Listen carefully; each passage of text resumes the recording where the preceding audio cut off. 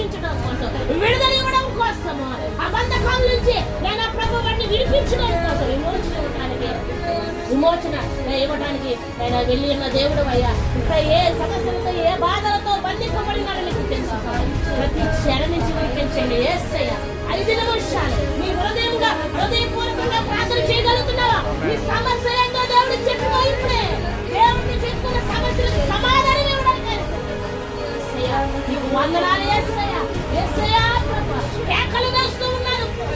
అయ్యా మాకు కరుణించు, కరుణించు, మమ్మల్ని ఉద్ధరించు. ఉంటే మాకు ఏ భయం ఉండదు. మమ్మల్ని నేను ప్రభుని యొక్కకు చేర్చుకో